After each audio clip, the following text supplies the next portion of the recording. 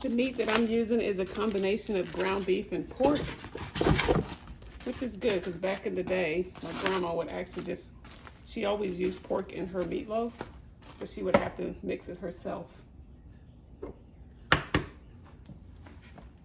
2 eggs. These are 2 large eggs, by the way. Some green pepper and onion, about a 1/4 cup of green peppers, diced green peppers, and about a 1/4 cup to 1/2 cup of diced onion. Just depending on your preference for the onions.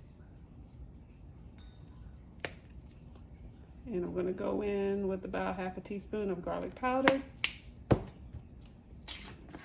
1/2 teaspoon of onion powder,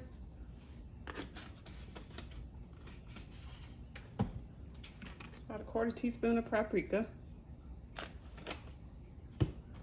Italian seasoning, which my grandma never put in her meatloaf, but in all fairness, my grandma is from Alabama. I don't think she knew what an Italian seasoning was. Some black pepper, about 1/4 teaspoon, and about 1/2 teaspoon of kosher salt.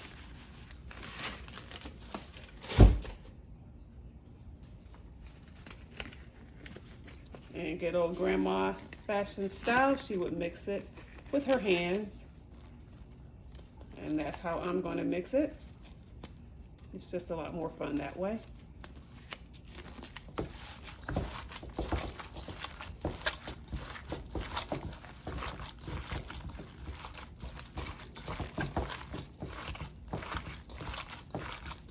She would allow us to do it, but of course, we had to wash our hands. You know, we were outside playing, doing kiddie stuff. So she's like, as long as you wash your hands, you can mash the meat.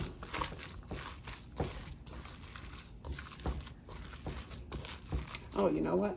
I'm sitting here mashing. Forgot the oatmeal. So can I use my other hand for that?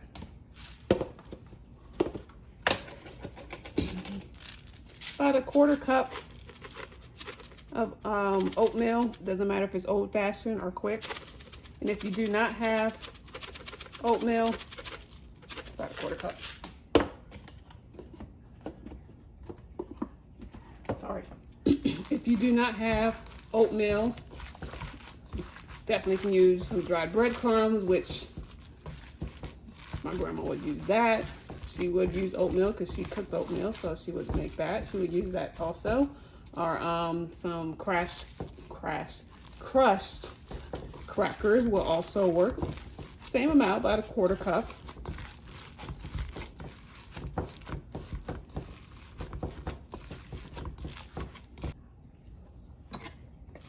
I'm just going to place the meat in a loaf pan. I took my gloves off, so now I'm going to have to use my hands, but don't worry, I washed them. I'm just going to place that in here, and we're just going to try to shape this. Not try, we're going to. We're not going to try, we're going to do it. I'm going to shape this into a loaf.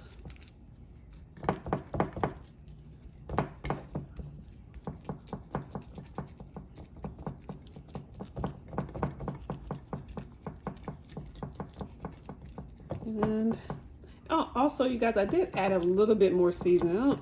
You know, I'm not used to cooking 2 pounds. I have a smaller loaf pan because it's just me and my girls. So I usually cook a smaller ratio, but I plan on doing something with this leftover meatloaf. I'm definitely gonna shoot a video for it because there's always leftovers. Like a sloppy joe with the leftover meatloaf. So my apologies, I did add a little bit more seasoning to the meatloaf because that would not have been enough and we would have had some bland meatloaf. All right, so we got this shaped into a loaf, and now we're going to move ahead with the next step. Now for the toppings, I'm gonna mix some ketchup. I made it a little too much, but a 1/4 cup.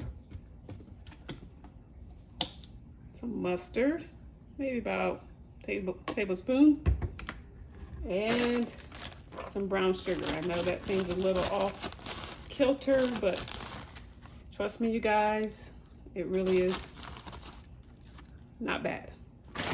That's probably about a tablespoon of packed brown sugar. I wanted to call this a brown sugar meatloaf, but it just gives it a little bit of a sweetness because there's that pork in there, which gives a little bit of the saltiness. So my grandma would have added a little bit. Now, she made brown sugar meatloaves and it would have a little bit more brown sugar in it, but this right here, oh, I can't call it that because I don't think this is the actual base recipe for brown sugar meatloaf. I can't ask my grandma because she's not here and she did not have recipe cards. So I have to go by memory or what my aunts tell me, or uncles. My uncles are really good cooks as well, so I have to ask them, and I haven't asked them. But anyways, I'm just going to spread this on top.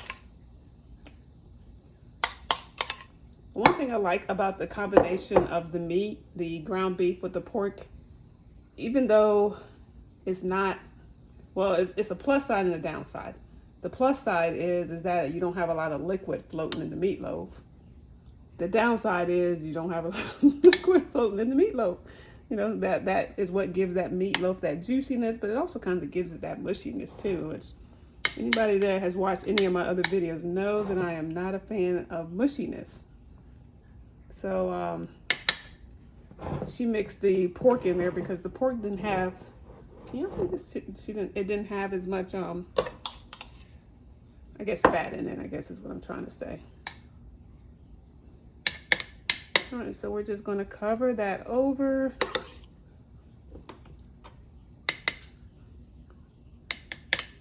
And some of this is probably going to come off as it cooks. That's okay. That is okay. It's still edible. I'm going to cook this in a 350 degree temperature, about 45 minutes to an hour, sometimes a little longer, just depending on, I guess depending on your oven.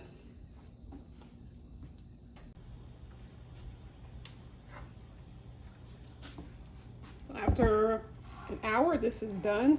Did have a little bit more liquid in there than I anticipated, which is good. I like the additional fat. So we're just gonna let it cool for about 5 minutes.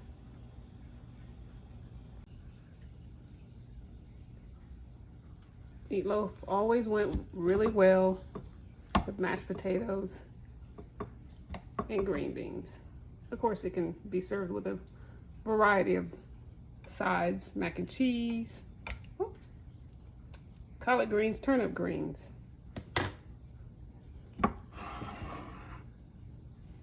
Whatever is your option.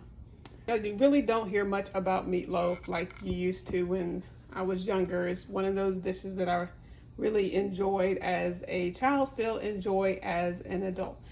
As always, thanks so much for joining me on Hugged by Grandma, and I look forward to seeing you on the next video. Take care.